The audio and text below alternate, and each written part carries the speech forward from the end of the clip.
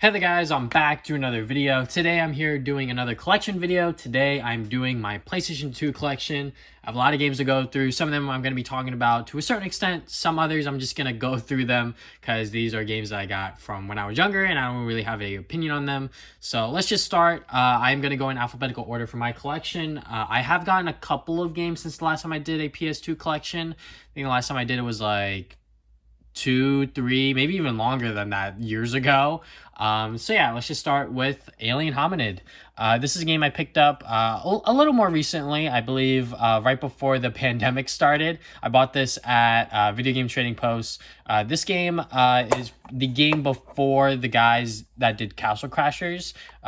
They made this game, and this was on Newgrounds, I believe, and then it eventually got ported onto the PlayStation 2, Xbox, and GameCube, and then even on the Xbox Live Arcade. And yeah, it's a fun sort of like shoot 'em up game. It is kind of hard because you only have one hit and then you're dead, but you do have lives, and the game is relatively short. I actually haven't finished it yet just because it is kind of difficult and I am not that great at games like this, but it is fun. It is cool. I really do like the art style that Behemoth go for, I believe is the developers behind this title. But yeah, Alien Hominid. Next game we got here is Atari Anthology Collection, just a bunch of Atari games. I believe my brother bought this at the Scholastic Book Fair or something like that, you know. Next game we got here is Ben 10 Protector of Earth. My grandma got this for me for one of my birthdays. And yeah, I was a huge Ben 10 fan. I'm sure that a lot of kids that were around my age during that time loved Ben 10 because Ben 10 was a pretty cool cartoon. But yeah, this game, I think it was all right. I mean, for like a sort of like cartoon die-in game, I thought that it was kind of fun. It was relatively short because I did finish it within a matter of a day or two, but it was fun. I enjoyed it. And yeah, they did make other Ben 10 games. I believe they're even still making Ben 10 games today because of the new cartoon, but we'll stop there. Butt Ugly Martian, Zoom or Doom. I love Butt Ugly Martians, despite what people will say on the internet, because it does look very ugly. And it probably has not aged all that well, but this was my childhood. And this was the only Butt Ugly Martians game that we got on the PlayStation 2, I believe. And this is just a racing game. That's pretty much all that this game is. But it was fun. I haven't played it recently, obviously, but I really did enjoy playing this when I was younger. And yeah, it's literally just a racing game. And you can't really mess that up, I think. And I think that it was all right for what it was. Speaking of racing games, we got Cars. My brother bought this at GameStop. I forget when, probably when the movie came out, obviously. But yeah, it's Cars. Can't really say much about it. This was not my pickup, so I don't really have much to say. Catwoman. This is a game that I purchased during one of those GameStop buy 2 get the 3rd free sale, and it was a bunch of just cheap PlayStation 2 games, and this was one of them that I happened to pick out. And yeah, it's not that great, guys. I don't know why I bought it. I think that there's someone online that said that this game wasn't that bad, and I was like, all right, let me go and see what it's about. And yeah, it's not the best, I will say that, when it comes to superhero games, especially when it comes to today's standard with Insomniac Spider-Man and all that other stuff. Codename Kids Next Door Operation Video Game. This is actually a very fun sort of like platformer, I believe. You take control of the Kids Next Door and you go on various missions with pretty much the objective of stopping whatever bad guy from the show is. I haven't watched this cartoon in so long, but I still remember obviously the sort of like premise and the characters and how they look. You know, you got numbers 1 through 5. That's pretty much their character names, so it's kind of hard to forget about that aspect of the show. But this is actually a very fun sort of, like I said, shooter, platformer sort of thing. And yeah, it's honestly not that bad. So, you know, take it for what you will. Look up some YouTube footage of it and check it out maybe for yourself on PlayStation 2. I believe it also came out on Xbox and GameCube, so you can check it out on there. Next games we got here are some Crash Bandicoot games. So we got Wrath of Cortex and Crash of the Titans. So I'll start with Wrath of Cortex because this was kind of like Crash 4 at the time. This was the first Crash Bandicoot game outside of Naughty Dog. And this was my personal first experience with the Crash Bandicoot series. And I really enjoyed it. I had a lot of fun playing this on the original Xbox. And then I later sold that version, and then I bought this one. Because I didn't play the Xbox anymore, and I was like, I still have my PS2, so I might as well repurchase this game and sort of relive my, I guess, childhood memories. And yeah, this game is, say what you will about it, it's not as great as the Naughty Dog titles, I will admit that, but this game is still kind of fun. I still get a kick out of playing this game, despite it not being as good as the Naughty Dog titles, like I said. I still have a lot of fun playing this game for what it is, It's a fun platformer at the end of the day, in my eyes anyway. So yeah, Crash Bandicoot Wrath of Cortex, it definitely does get a lot of flack, but it is still a fun platformer in my eyes. Now, Crash of the Titans, I have not played this game since it came out, but I did have a lot of fun playing it, so much so I did buy the sequel that came out on the Xbox 360. I forget what the name of that one was called, Mind Over Mutants or something like that. But this one had a very interesting gimmick where Crash would take over like monsters or something like that. He also had these hand tattoos. He was also beating people up. It was sort of like a beat 'em up as well.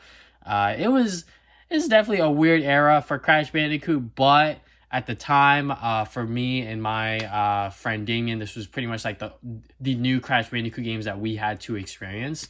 And I enjoyed them. I'm not going to say that these are the best. These are definitely below Wrath of Cortex, in my opinion. Obviously, like I said, have not played these games in a very long time. But, yeah, I mean, if you know what you're getting into, I think that you'll meet your expectations, hopefully.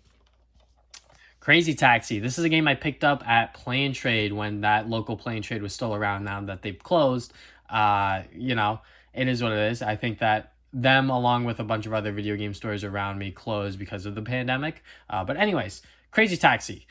This is a game that I always knew about, but I never played it. So when I saw that Play and Trade for, I believe it was like $10, I was like, well, I might as well try it out. And obviously it came complete and everything. So I was like, $10 for a complete PlayStation 2 game. It might be greatest hits. I really don't care about greatest hits and all that other stuff. But hey, my chance to try out Crazy Taxi. And yeah, I think that there was a session where I played it for like an hour or two, and I was just having so much fun with it.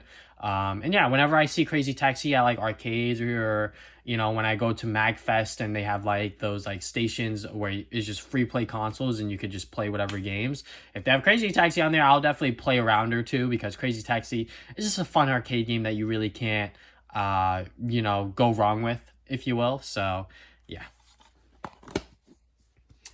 Next games we got here are Destroy All Humans.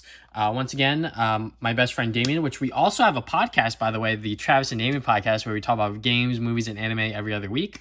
But yeah, he introduced to me Destroy All Humans along with a couple of other PlayStation 2 series that I will talk about later. But yeah, Destroy All Humans is a series about this alien, and he wants to destroy all the humans. And it's kind of like a platformer. There's also some shooting elements in it. They recently remade the first game on new gen consoles, which I believe that remake was very faithful. I haven't played it yet. I have it, I just haven't played it yet. But when I played this on the PlayStation 2 back then, I honestly had a lot of fun with it. It was a fun experience. But my favorite out of the Destroy All Human series is definitely Path of Furon, which I believe is the third game on the Xbox 360 / PlayStation 3. But the second one, I've actually never finished. I don't know why. I just never really got into it. I'm not sure exactly what it was, but yeah. Destroy All Humans, I believe it is a platformer series, but it's pretty much just about this alien trying to destroy all humans. And yeah, you shoot humans and stuff, and it's kind of fun. So, yeah. All right, next games we got here are the Dragon Ball Z titles. So I'm going to gush about these for a bit because this is pretty much my childhood, and this is how I got introduced to the Dragon Ball Z series on top of the anime and all this other stuff. So Budokai 1, it is or should I say the Budokai Trilogy, the original Budokai Trilogy. fun sort of like anime fighters. There's sort of like 2.5D where you use like special moves and all of this other crazy stuff. Budokai 3 is where they really like refined everything. They remade these two games on the Xbox 360 and PlayStation 3, so if you want to check them out, you can. Some audio tracks are not there because I guess they couldn't get the rights for them, but still, Dragon Ball Z Budokai 3 and the other two are fantastic anime fighters, and I really enjoy them. Obviously not on the same level as a Fighter Z, but for sort of like, you know, fun anime fighters that you're not really supposed to take too seriously. These are fun games that I still have a lot of good memories of, especially with Budokai 3, because this is a game that my dad bought for me for my birthday. And, you know, when we were playing these two a lot and we heard about a Budokai 3, I was like, well, we kind of have to get that, right? So, you know, sequels obviously get better, hopefully, with time, and Budokai 3 is definitely the best out of the trilogy, in my opinion. And then we got the Budokai Tenkaichi games. So these games are actual like 3D anime fighters. They went like the full 3D stuff.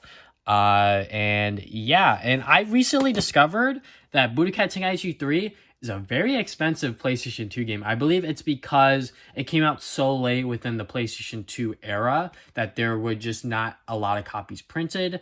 And on top of that, this is a good sort of like anime Dragon Ball Z fighter. And just like with the original Budokai Trilogy, they only get better with time. Budokai 1, it was definitely a good stepping stone for it. Budokai Tenkaichi 2, a little better, I will say that. It's pretty much more of the same, but they do make some improvements within the gameplay. And then Budokai Tenkaichi 3 is the best because it has pretty much the entire cast of Dragon Ball Z along with GT, and the story mode is very much fleshed out. And yeah, it pretty much just has everything that you would want for a Dragon Ball Z 3D anime fighter. And yeah, I had a lot of fun playing this game with my cousins a lot when I would hang out with them. This was definitely the game that we would pop in and just play over and over again because it was just that much fun. So yeah, Budokai Tenkaichi 3, especially for collectors. If you happen to find this in the wild for like a pretty decent price, definitely check it out. It is also just a very good game, in my opinion. I'm going to be kind of biased here just because of my nostalgia factor. But this game was also released on the Wii. And you could probably find that game a little cheaper, or maybe not a little cheaper, or a lot cheaper than the PlayStation 2 version. But definitely worth checking out on the PlayStation 2, in my opinion.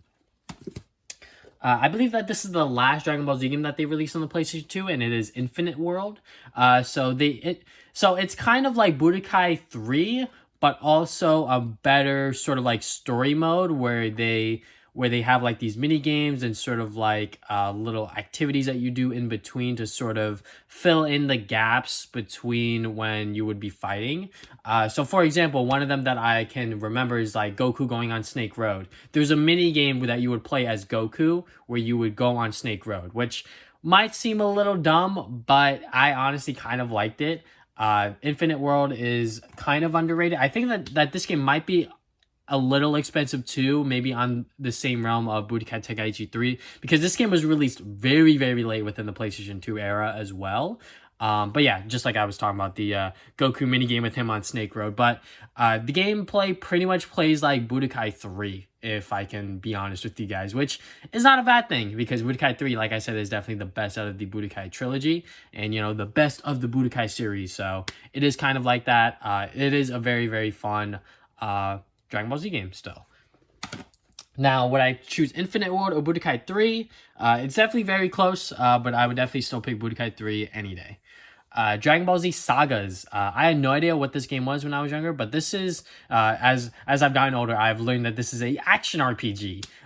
So yeah, it is kind of interesting. I mean, all I viewed it was that, you know, you're playing as, you know, the Dragon Ball Z cast once again, and you're going through what's it called? The Saiyan, the Frieza, and the Cell sagas, and you're pretty much just playing through that, but within an action RPG format. It is nowhere near as good as Dragon Ball Z Kakarot, I will say that. It is very short. It's pretty much bare bones in terms of like what the Dragon Ball Z stuff is, but it is still relatively fun. Some people may say that this game is downright bad, which I don't blame them. But yeah, I still had a good time playing this when I was younger, and you know what, one day maybe I'll pop it in and see exactly how bad this game is. And I just realized that the Sagas, literally the second A, they just flipped it, which is very interesting. But the S's, they actually did something different with the S's, but with the A's, they just flipped it. Anyways, yeah, Dragon Ball Z Sagas. And I have one more Dragon Ball Z game that I'll talk about later, but that's in the S's. Ed and Eddie, The Misadventures, another tie-in sort of cartoon game that I got when I was younger. I think this game's bad. I'm gonna be honest. I don't think that this game is very good. I didn't even like it when I was playing it when I was younger. But yeah, you're pretty much just playing as Ed and Eddie, and you're going on these missions. I believe it's a platformer. I can't exactly remember. I know the Game Boy Advance game that I played when I was younger, that was a platformer. But this one, it's Ed and Eddie. I can't really say much outside of that. GoldenEye, Rogue Agent, another game that I bought during the sort of like GameStop sale. Yeah, it's GoldenEye. I mean, there's not much else to say. It's obviously not as good as the N64 one, just because of the multiplayer aspect for that game, but, you know, it's GoldenEye on the PlayStation 2. I got some GTA games here, GTA 3, and GTA Vice City. I've never been a big fan of the GTA series, not even today.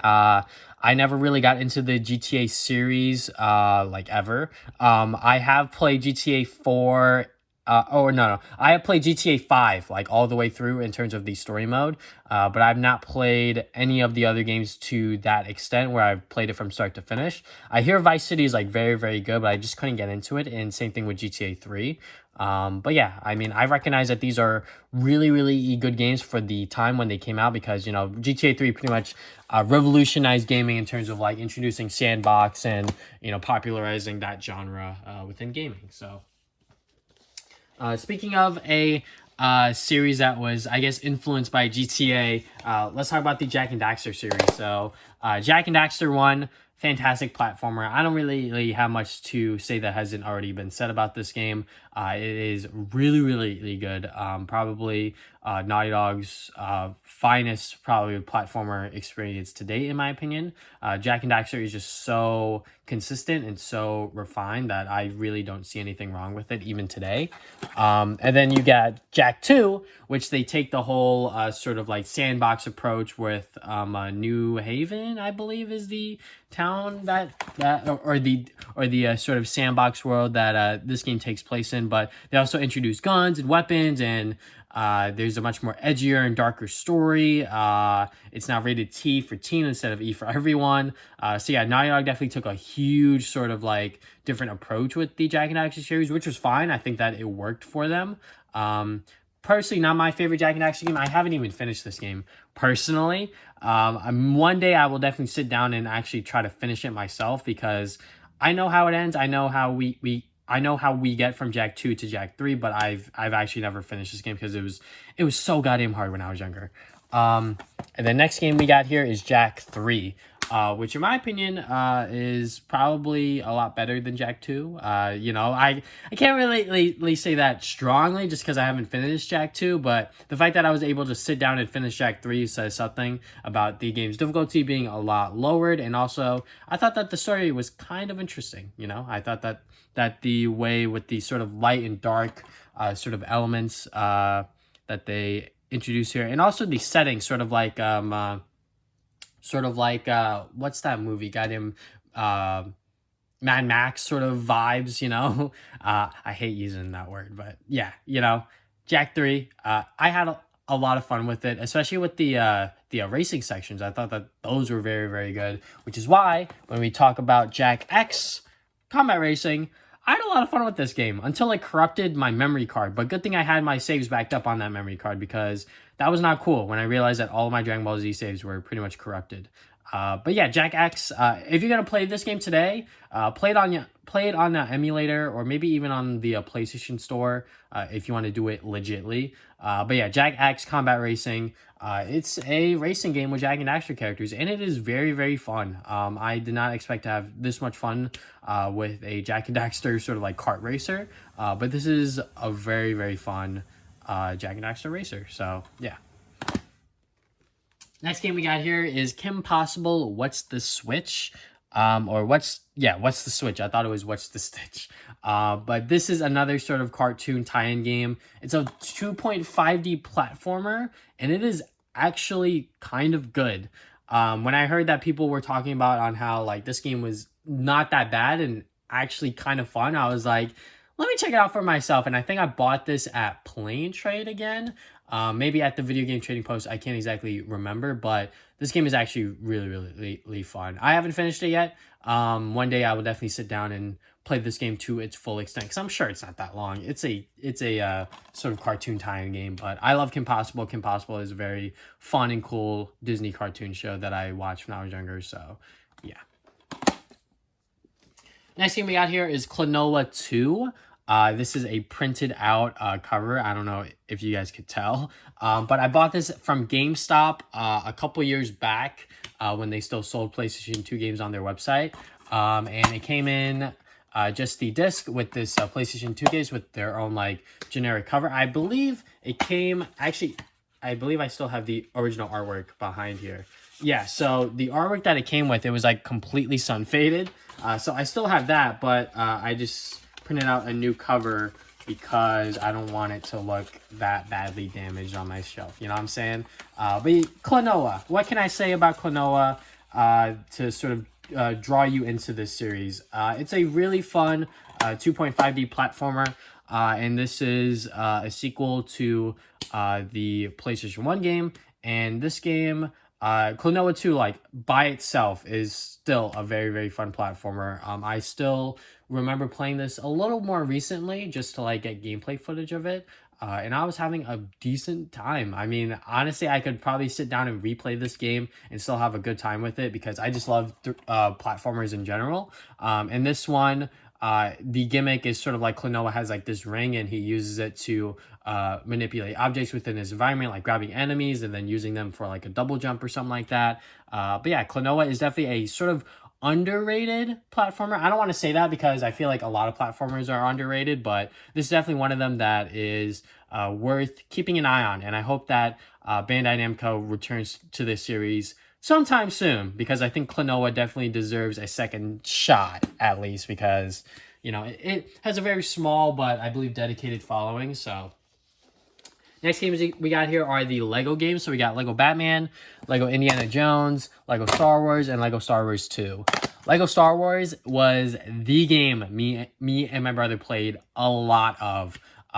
Just because we were introduced to Star Wars from our neighbors, and then, you know, there was this Lego game, and I was like, oh, okay, you know, and it was co-op, so me and my brother played this a lot. We played it so much, I believe we literally 100% of the game, and that was so much fun. This was the first game we ever, like, played from, like, start to finish, got everything, got all of the bricks, the, sort of, like, the, what's it called? I don't even know. But we literally got everything within this game, and it was so much fun.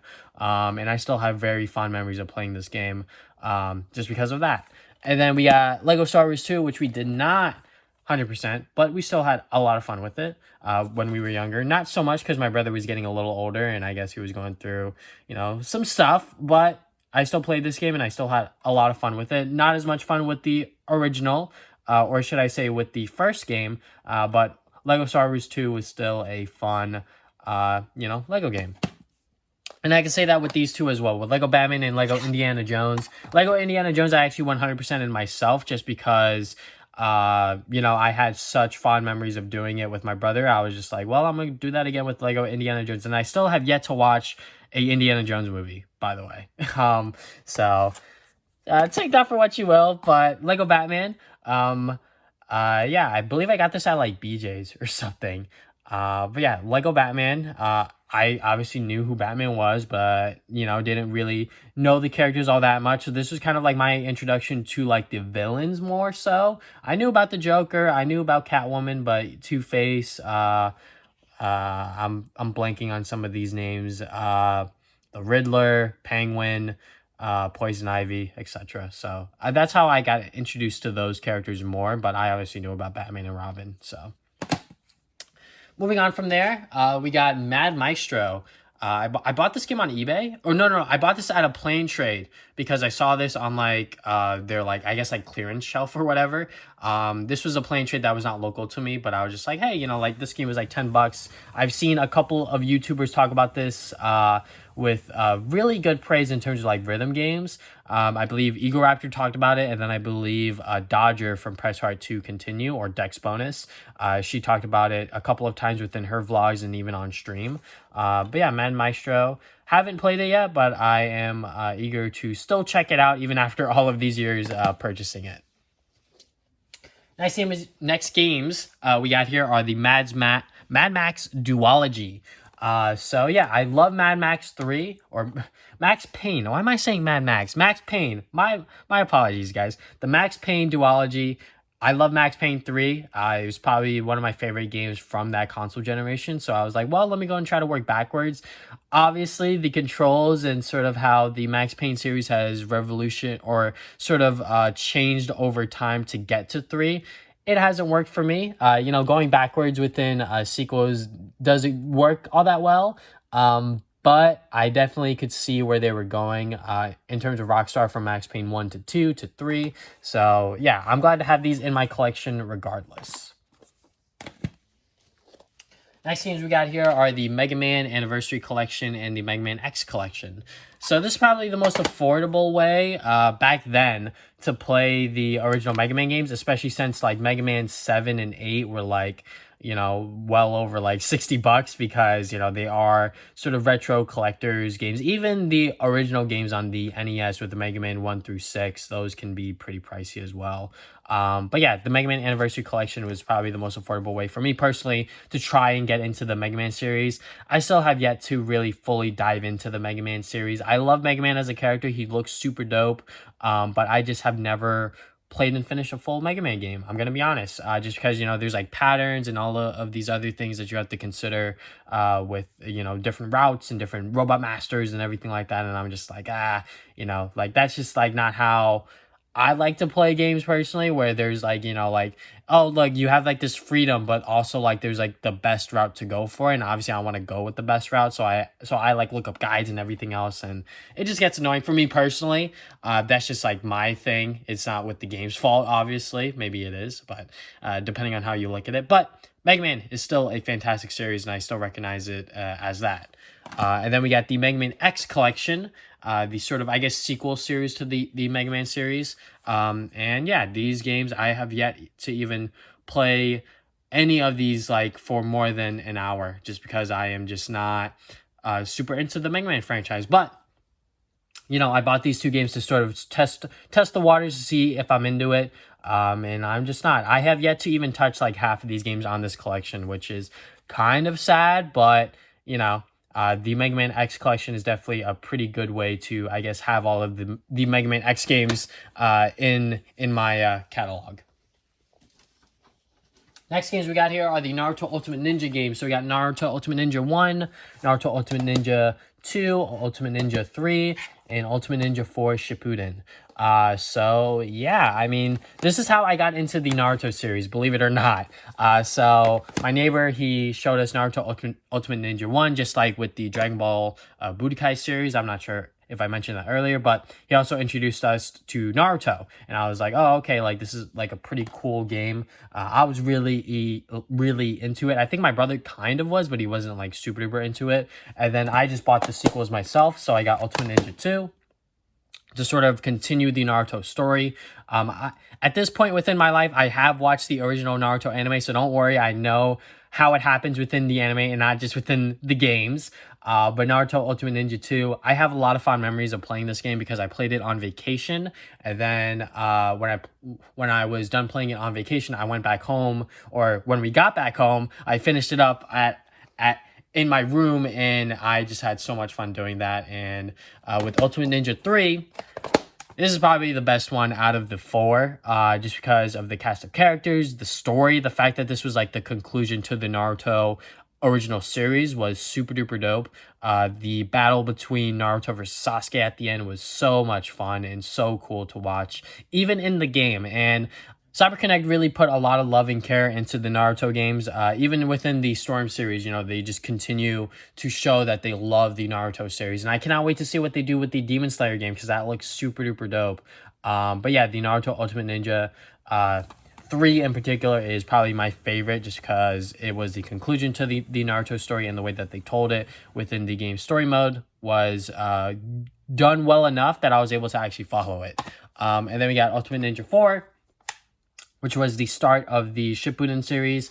And yeah, it was all right. I mean, you know, it's more of the same Naruto Ultimate Ninja stuff, but just with the Shippuden characters and the Shippuden story. So yeah, there is that. Next game we got here is another Naruto game, Uzumaki Chronicles. This was the sort of other Naruto series that they had going on with the PlayStation 2. And this one didn't take off as well as the Ultimate Ninja games. I think it speaks within the quality itself. Not saying that this is a bad game. I honestly haven't even finished it yet, but just how it controls and how it looks graphically, and it's very much like a sort of open, I'm not gonna say open world, but there are missions, and it's a open 3D sort of playing field, and you just have to work around that, and it's weird in my opinion, but you know, there's a sequel to it, so it did well enough to do that. Next games we got here are the Nicktoons games. So we got Nicktoons Battle for Volcano Island and Nicktoons Unite. So Nicktoons Unite was the first one. I actually never finished this game, but obviously I was such a big sort of like Nickelodeon kid. I love Jimmy Neutron, Fairly Odd Parents, Danny Phantom, SpongeBob, and a bunch of other ones that, or maybe not a bunch of other ones, but other ones that were introduced for, I believe, Volcano Island. Or maybe they just added more characters from those franchises. But anyways, yeah, I've actually never finished the game, but I had a lot of fun with it because it is just a sort of like platformer beat 'em up sort of game. And you could play it as a bunch of different Nickelodeon characters, which was kind of cool. But for Volcano Island, I actually played and finished this game in like one sitting, which I did not expect myself to do. I was like, wait, the game's just like that short. Maybe I was just, you know, like, just like literally just like speed running it, or just like playing it from like, you know, just from, I believe it was like the afternoon until like the evening is when I like finished it. So the game's not that long, but yeah. Nicktoons Battle for Volcano Island, they're fun little tie-in games, but they're not all that great. Next game I got here, I believe, is One Piece. Yeah, One Piece Grand Battle. So this is a sort of like 3D anime fighter once again, but just with One Piece characters. I haven't watched One Piece yet, so I can't really say much about it, but the game itself, from what I played of it for like the, I guess, less than an hour I played of it a couple years back, it was fun. That's all I could really say. Next games we got here. I'm very, very excited to talk about these two, especially this first one. Pac-Man World 2 and Pac-Man World 3. So Pac-Man World 2, this is a fantastic 3D platformer featuring Pac-Man. If you have not yet played this and you love 3D platformers, do yourself a favor, pick this game up and enjoy it. This is such a good 3D platformer. The way that they implement Pac-Man elements in a 3D playing field is so good. And even like the first game on the PlayStation 1 was not that bad either, but this game just improves everything upon the PlayStation 1 game and beyond. Like the water levels in this game are actually good, which is kind of surprising to hear for a platformer, because most of the time when you know, people talk about platformers, you know, the water levels suck, but this game actually does water levels kind of decently. What else can I really say about this game other than that it is a fantastic platformer and that you should check it out, because you really should check it out if you love 3D platformers. And this game is not all that expensive either, since it was released on PlayStation 2, GameCube, and Xbox. You could really pick this game up on any of those platformers and you should have a pretty good time with it. So I just picked it up on the PlayStation 2 because that was my go-to console of choice still at the time when I purchased it. I believe in like the mid 2010s or something like that. So yeah, Pac-Man World 2. Fantastic game. Pac-Man World 3. Have not yet finished this game because this game ditched the sort of like platformer route and went for a more beat 'em up style. And also there's voice acting, which was kind of weird. So yeah, and I just didn't like the story. Like Pac-Man World 2 story was kind of like followable. Like you can follow that game's story. This game's story was kind of weird. But it went more for a platformer route, or it ditched the platformer route and went for more of a beat 'em up route. My apologies for misspeaking there. But yeah, it's okay. I mean, I haven't finished it, obviously, so I can't really say much outside of that. But it does ditch the platformer stuff in favor of a beat 'em up thing, which, you know, love it or hate it, that's just what they did. Parappa the Rapper 2. I love Parappa the Rapper in general. I love the original game that I played on the PSP. And me and my brother bought this game on Amazon at the time, brand new. It was kind of cheap. It was like $30-$40 or something like that. Nowadays, you know, a sealed PlayStation 2 game, you cannot get it for that price, especially for a game like this, for a first-party sort of like Sony exclusive. And this game is just so much fun. I love it. You know, the sort of like, what's it called? I don't even know what to call it. I guess like the levels that you play in are just so much fun.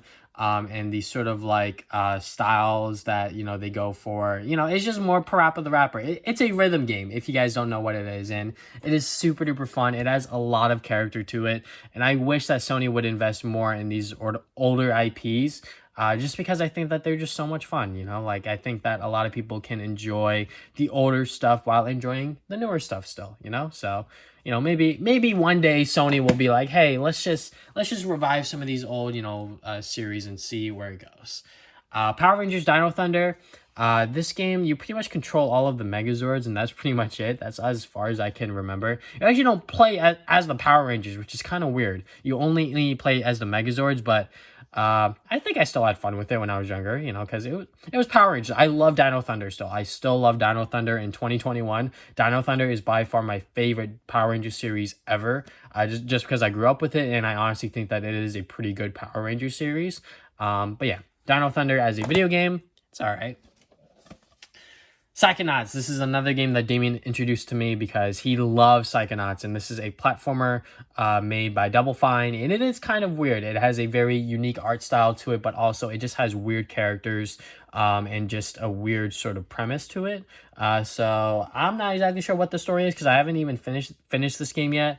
So yeah, definitely gonna have to jump back into this one sometime soon. I even have it on the PlayStation 4 from the limited run games release, where they updated it, made it HD, and all of that other fun stuff. Ratatouille. This is another tie-in game that me and my brother bought when we were younger.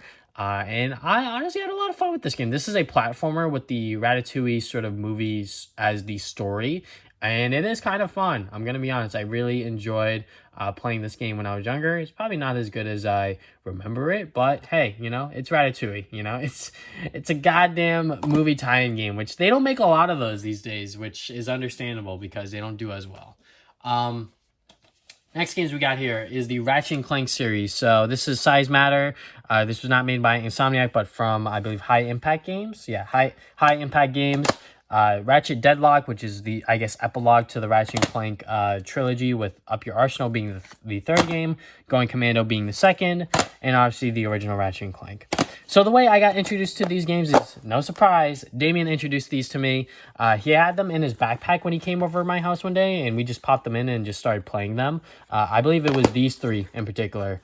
So when I wanted to go and buy them from GameStop, I bought all three of them at the same time.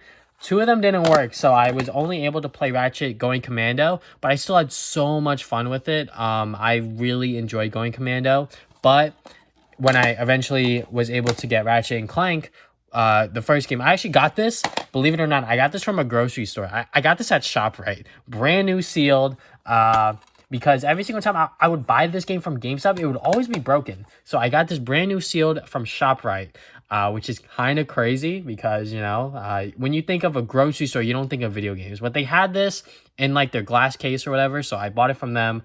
I believe it was like $30, $30 or something like that, which is kind of expensive, but it was brand new. It was going to guarantee work, so I was like, all right, fine, whatever. I really, really do not care because I just want to play this game. And then I eventually got Up Your Arsenal from GameStop, which was complete and also actually worked, thankfully. And this is definitely the best one out of the trilogy. No bar, none sort of thing. Like, this is, like, Ratchet 2 Going Commando is still good, but Ratchet and Clank Up Your Arsenal just does the story better, the gameplay just a little better as well, and I just really enjoyed playing this game through and through. Every single time I get to play these games in particular, I always look forward to playing Ratchet and Clank Going Commando and Up Your Arsenal in particular. And then with Ratchet Deadlock, This sort of took advantage of the sort of like a gauntlet stuff that they do a lot within the Ratchet and Clank series and just made it into its own game. Clank is present within the game story, but he's not present within the gameplay. This is a fun little sort of spin-off game for the Ratchet and Clank series. This one had online. I obviously didn't check it out because it was sort of dead at that point when I finally bought it.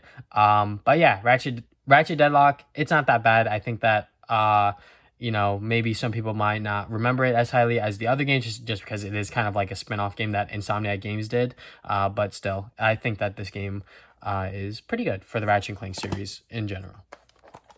Ratchet Size Matter, I've not played this game in years, so I don't really have a strong opinion of it.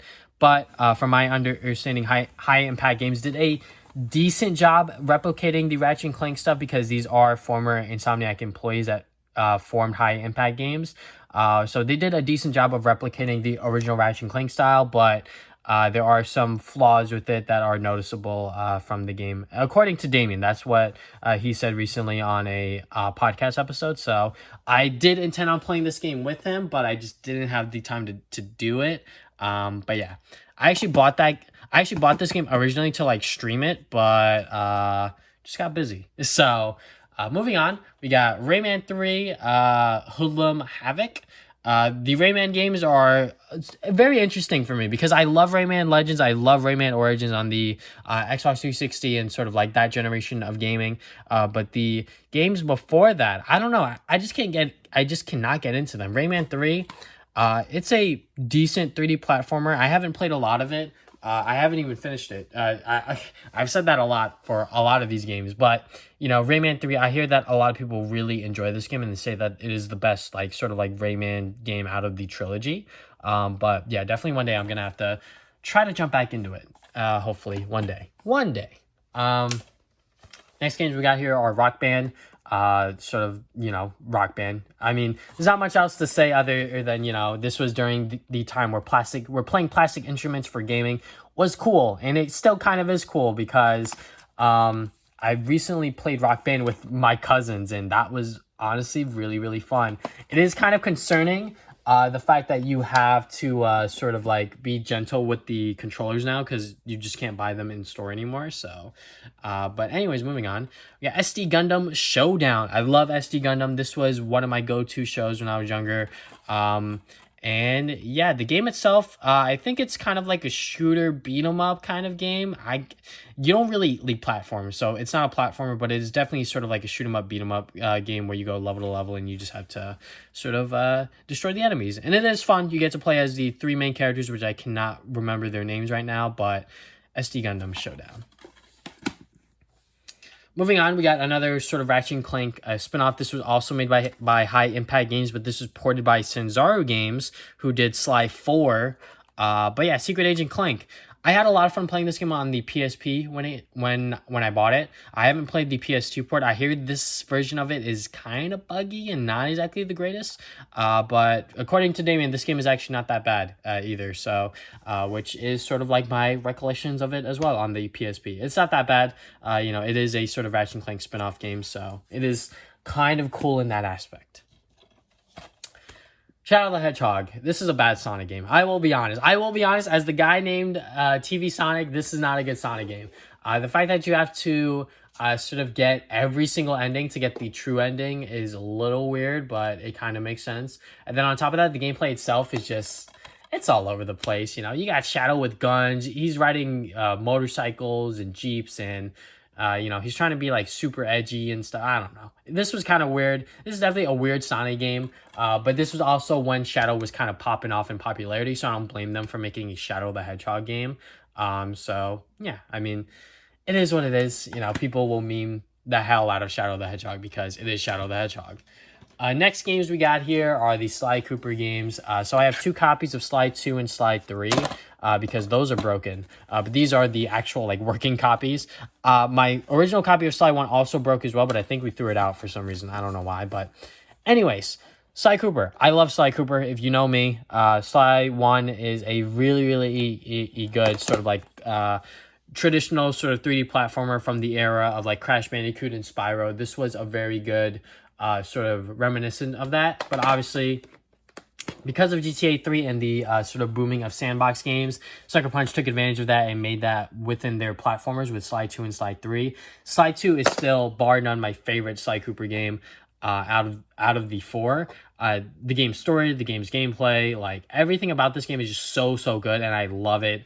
I always have a good time replaying this game. I've not played these Sly Cooper games in a couple of years, so I might have to jump back into them to just have fun with them once again, because the Sly Cooper games are just so much fun in my eyes. And Sly 3, you know, it's still good, but there are a lot of different gameplay styles that they sort of just throw in there because they have a bunch of different characters that they introduce. The story is still good, but the fact that they just introduced the Sly Cooper family vault within this game and it wasn't introduced within the beginning is a little strange, but hey, you know, it is what it is. Most, I guess, you know, games that have like multiple sequels, they don't really think that far ahead unless they know that like the game's gonna like pop off and like they're able to like plan ahead for the game's story.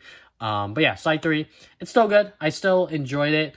This is definitely a Sly Cooper game that I played a lot of, and I have 100%ed both of these games in particular multiple times because they're just so much fun, and I just have such a great time doing it every single time. But Sly 1, I've yet to 100% complete that because the time trials are so annoying. But anyways, we'll move on from there. To the last stack that I got over here. It's a huge stack, so I will try to be kind of quick with it because we are at the 40-minute mark now. SOCOM 2, don't really have much to say about it because this game was really known for its online. But I bought this during like one of those GameStop sales to sort of see what the gameplay was about because SOCOM, you know, it is a very notorious game for the PlayStation 2 sort of online era.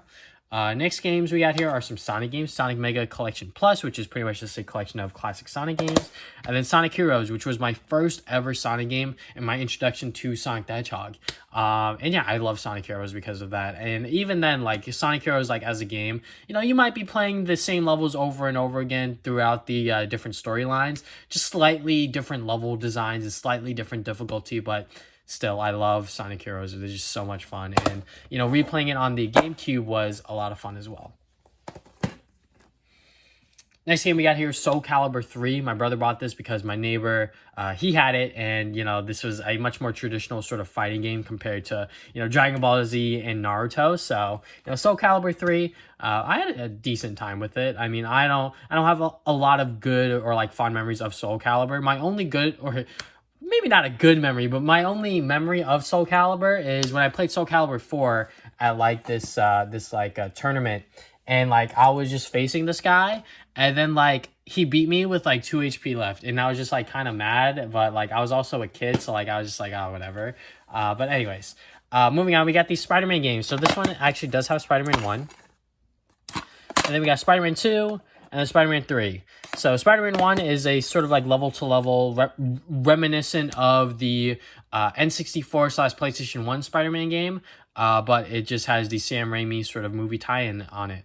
And I played this game on PC at first, all those years back, and I had a lot of fun with it. And sort of going back into this game on the PlayStation 2 and sort of replaying those first couple of levels was definitely interesting, I will say that.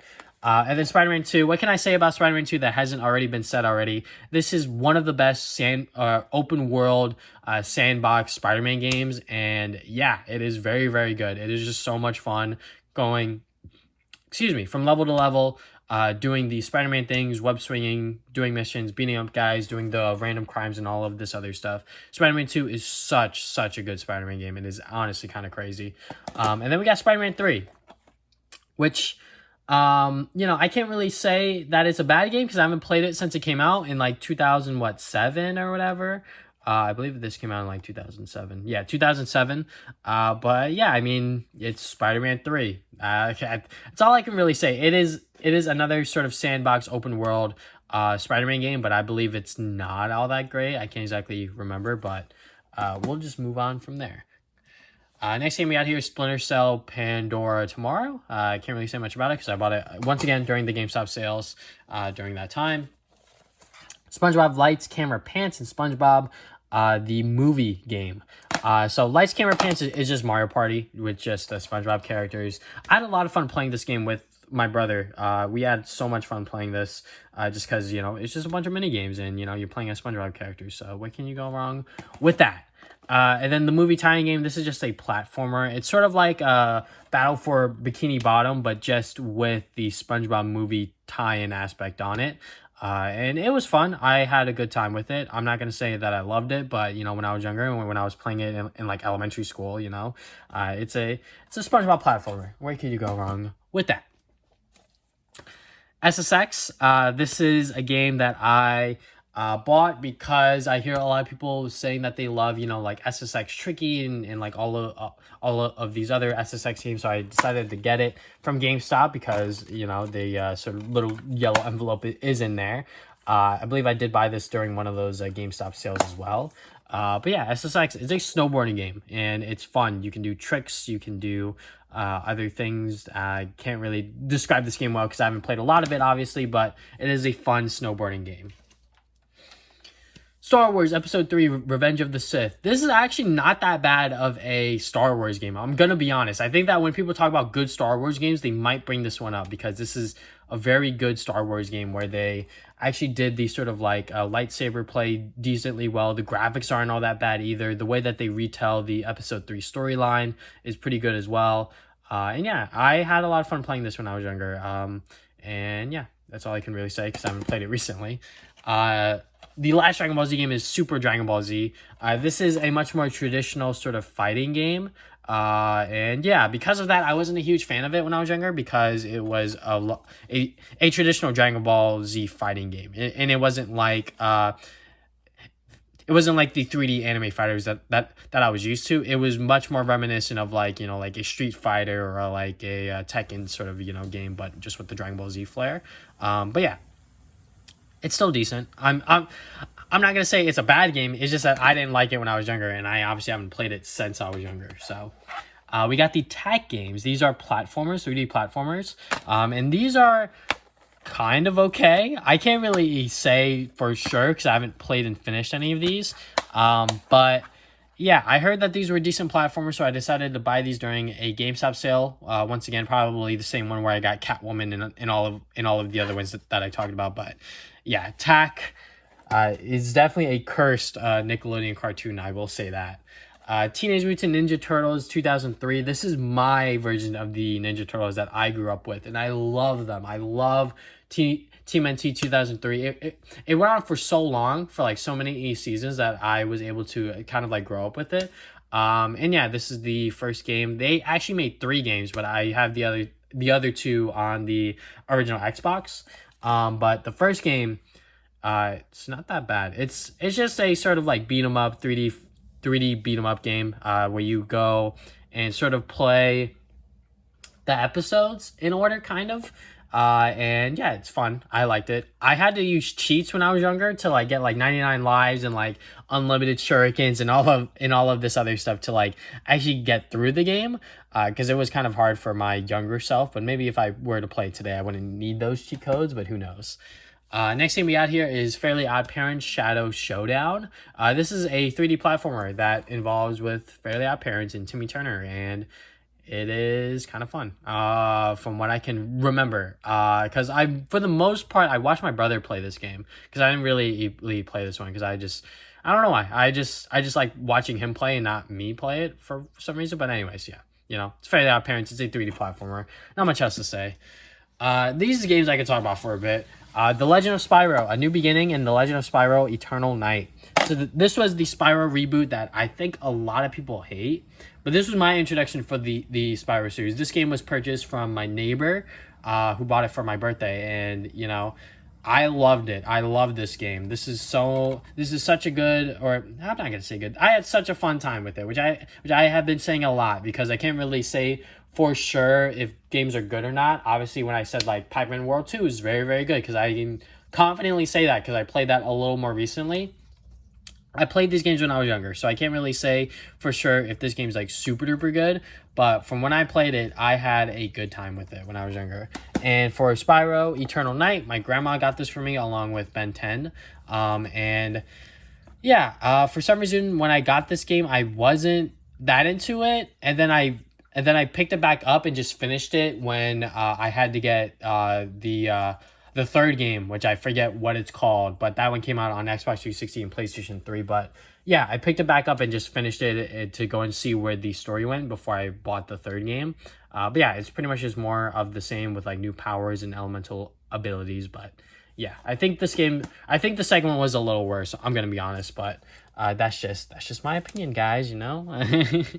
Next thing we got here is the Simpsons Hit and Run. This is just the GTA equivalent for the Simpsons, which, you know, I got this at Plane Trade because I was like, yeah, you know, a lot of people talk about this game, so I want to actually see if this is the GTA equivalent to the Simpsons, which it is. I've actually never watched a full episode of the Simpsons. I've seen clips, I've seen memes, but, you know, I've actually never watched the Simpsons myself.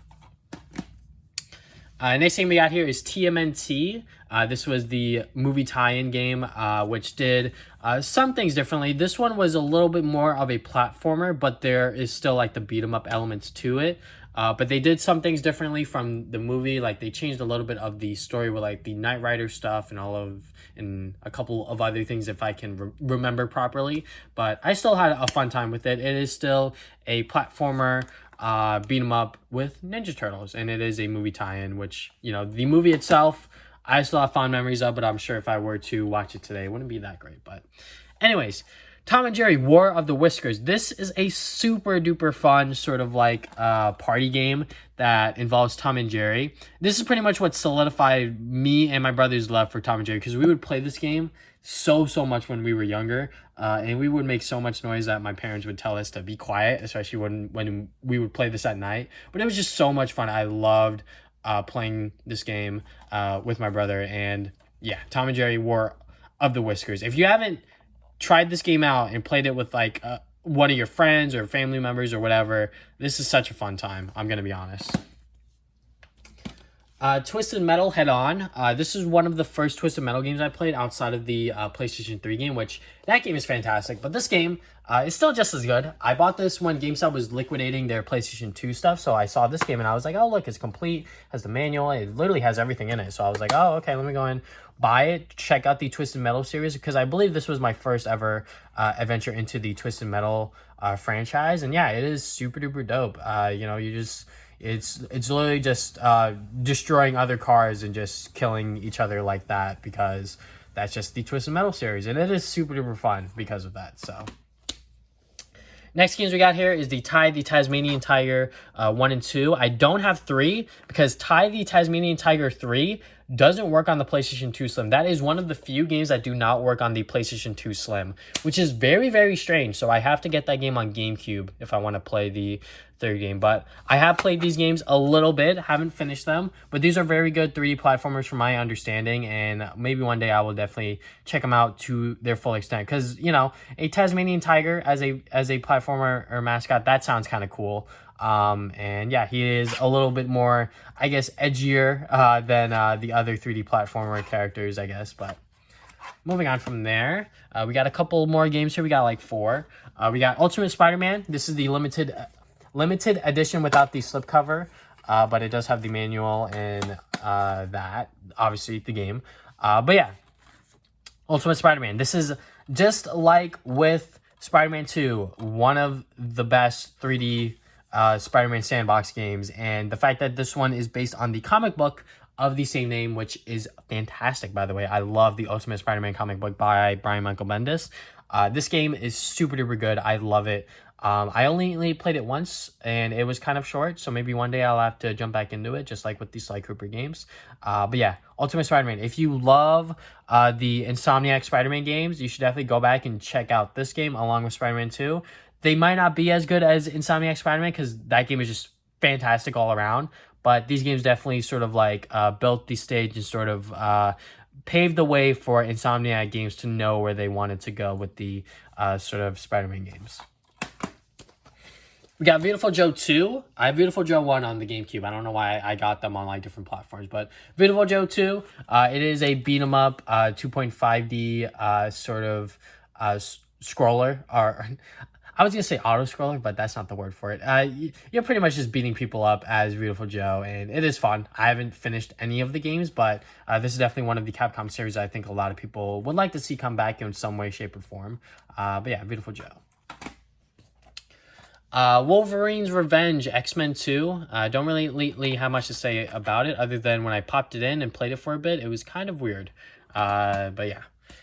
Next thing we got here is Yu-Gi-Oh! The Duelist of the Roses. We pretty much got this because of the 3 cards that came with it, which is those 3. But yeah, it's a Yu-Gi-Oh! Game on the PlayStation 2 where you know, play by the rules and all that other stuff, so... Last game. One more game, guys. Okay, the last game is Zatch Bell, Mondo Battles. And this is actually a fun 3D anime fighter. I'm going to be honest. I actually played this a decent amount, maybe like an hour or 2.